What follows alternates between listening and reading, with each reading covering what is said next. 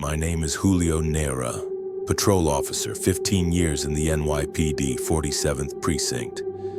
I've been in chases, standoffs.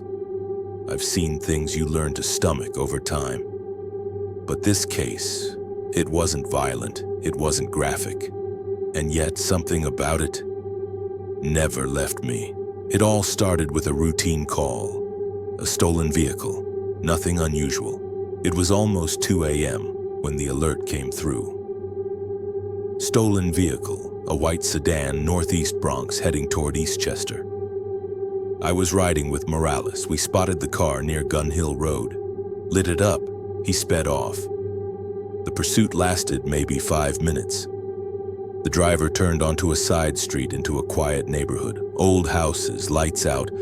Suddenly he slammed the brakes, got out and ran. We jumped out too and followed.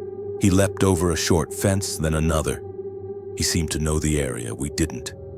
We chased him across 3, maybe 4 backyards. Then he turned around the side of a house and gone. Not metaphorically, literally. We lost sight of him for 5 seconds. He never reappeared. Morales and I searched the yard. We entered the property. The house was abandoned, boarded. We forced the rear door. No furniture, no mattresses, nothing. Just dust and rotting wood. We called for backup. 6 more units. They came from both ends of the block. We searched everything. Yards, basements, garages, dumpsters, nothing. We went through that house twice. First with the group, then again, just us. "You sure he went through here?" a sergeant asked. I saw him," I said. "He went through that side, that house. And yet, he wasn't there." We stayed in the area for the next 3 nights. Standard procedure, rotating shifts, drones, K9 units. Nothing. We checked every camera on the block. Some were dead, some were pointed the wrong way. The few that worked didn't catch anything useful. We knocked on doors. I personally spoke with 14 neighbors across 2 streets. Most hadn't even noticed the chase. A few heard running, maybe shouting, but no one stepped out. "Did you see the suspect?" "Number just noise." Same answer every time. No one saw anyone. Morales and I went back to the house 3 times. First with the squad, second for protocol, and the third on our own. Nothing had changed. No broken windows, no signs of a break-in. The house felt untouched. Frozen in time. "This doesn't make sense," Morales said the 3rd night, sitting on our hood. "People don't just vanish, not in New York. Not with 8 patrols on them." I nodded. But I had no answer. It was like he'd melted into the bricks. Clearance was given Thursday morning. 72 hours had passed. No trace, no alerts, nothing in medical or financial systems. The vehicle was impounded. The case labeled suspect fled on foot. Morales and I left with that familiar hollow feeling, an incomplete story. The call came Friday morning, a neighbor from the block where the chase ended. "Sorry to bother you, officer, but there's a smell coming from that old house." "What kind of smell?" "Rotten, like something's been sitting too long." A unit was dispatched. They confirmed it, requested forensics. They entered the house, and there he was. The same man we'd chased, same clothes, same building, unresponsive, lying face down in the 2nd bedroom. No visible trauma. The room where we had already looked, where I had walked through with a flashlight. There had been no one there. No signs of disturbance, no dragging, no damage to the walls or floors. The medical team estimated the time he became unresponsive at 48 to 72 hours prior, meaning he'd gone still the same night we lost him, in that house, in that room, on that floor, where there had been nothing. The report found no indication of foul play, no injuries, no internal trauma, no substances, just him, no longer responsive, without a clear explanation. The case was closed under undetermined circumstances. Cameras showed no movement, no one entered, no one left, no one saw a thing, and the inside of the house looked untouched. I signed the final report like someone signing off on something unfinished. No suspects, no theory. And worst of all, no logic. A man chased by 8 officers, vanishes inside an abandoned house, then reappears days later, in the same place we searched. I'm not telling this for answers. I already know they won't come. I'm telling it because sometimes in this job we have to admit something no one likes to say. Some things just aren't seen, even when they're right in front of you, even when you pass them twice, even when you shine a light right on them. And when that happens, all that's left is learning to live with the question.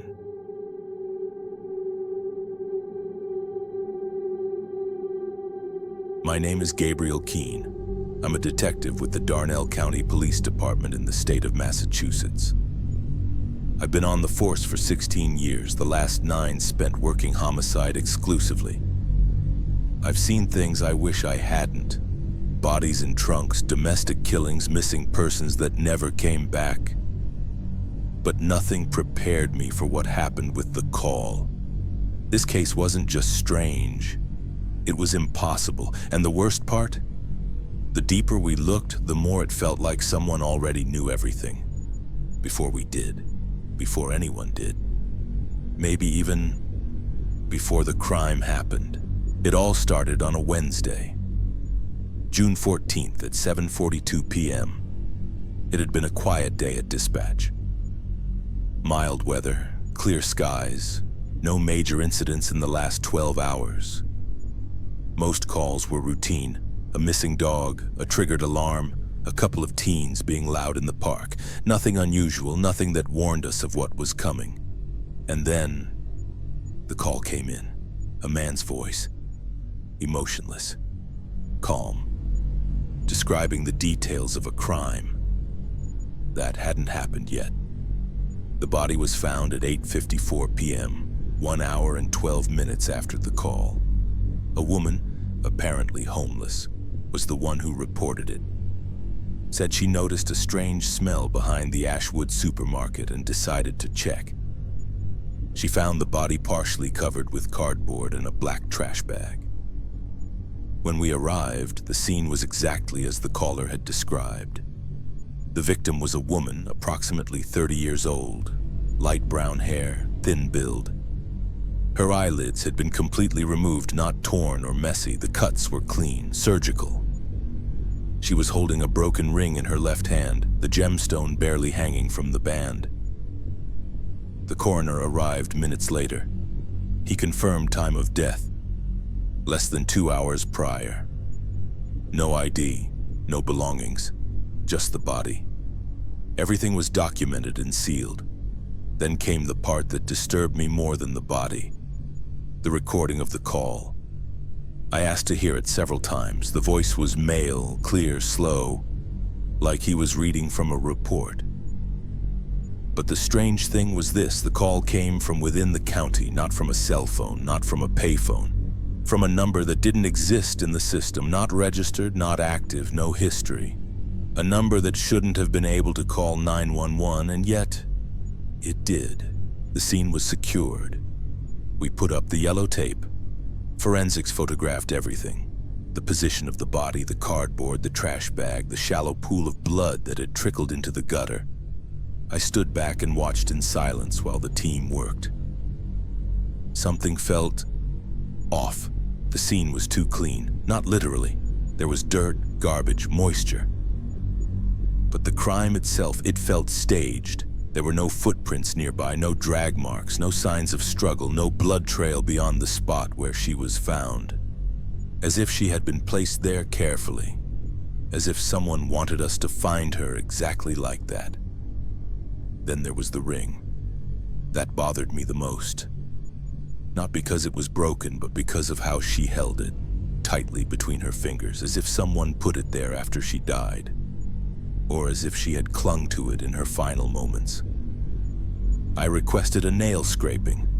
If she fought back, maybe we'd find something. But the coroner shook his head.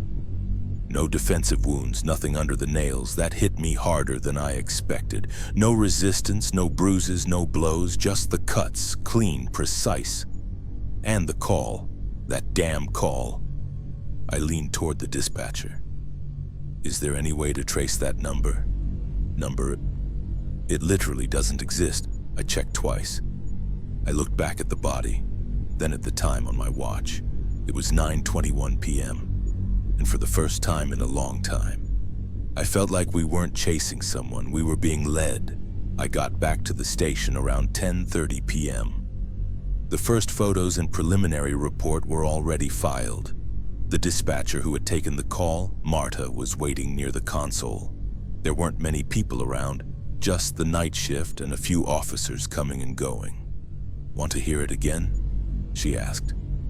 I nodded. She played the recording. The same voice again.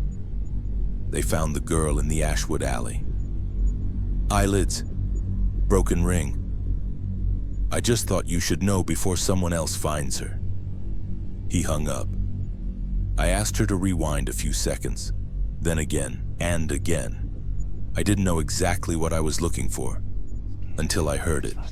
The voice, the breathing between lines. It was exact, too exact.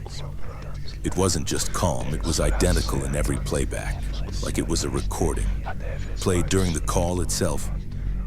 Is that normal? I asked. Marta shook her head. Nobody speaks with identical pauses and rhythm every time. Unless they're playing something? Exactly. I requested a copy for digital analysis. The idea was to compare waveform levels to see if there were cuts or signs that the voice wasn't live. While the file exported, I sat alone in the room playing it one more time. And just before the call ended, a millisecond before the line cut out, I heard something, a word, whispered, barely audible, distorted, buried in the background. Detective. I froze. It wasn't a threat. It wasn't a taunt. It was like he knew I'd come back to this recording, like he knew I'd be here. The case was closed 3 weeks later. No witnesses, no suspects. The victim's identity took 5 days. Her name was Melissa Kay, 31 years old. Single, no record. Music teacher at a public school. No one had seen her since Monday. The final report confirmed cause of death, blood loss from a precise surgical cut. But that wasn't the strange part. The strange part was that every detail had already been said before we ever started looking. We checked cameras, no usable footage. The call logs were verified by external analysts. All of them agreed the voice wasn't live. It was recorded, inserted into an emergency line that shouldn't accept pre-recorded input. There was no second call, no follow-up text, no trace. Just that voice giving a perfect lead. And then, absolute silence. Case 6-14-ASH was filed as unsolved homicide with anonymous tip. But I never let it go. Not out of fear, not even for the victim, but for what's invisible. The knowledge that someone, or something, can see us, know us, anticipate us, and still stay beyond reach. Sometimes I hear voices in other recordings, echoes, whispers in the background. I know they aren't there, but I also know.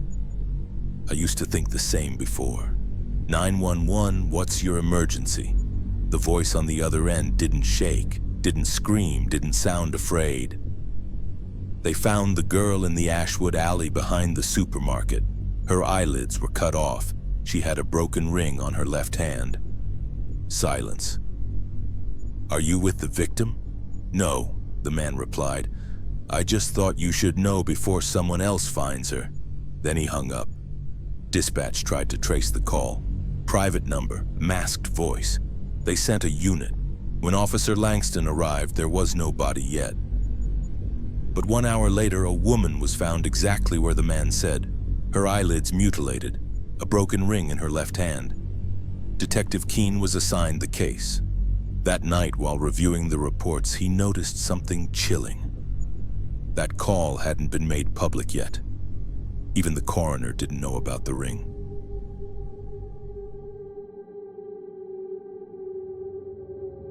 My name is Tomas Herrera. I work in the Internal Affairs Division for Mercer County.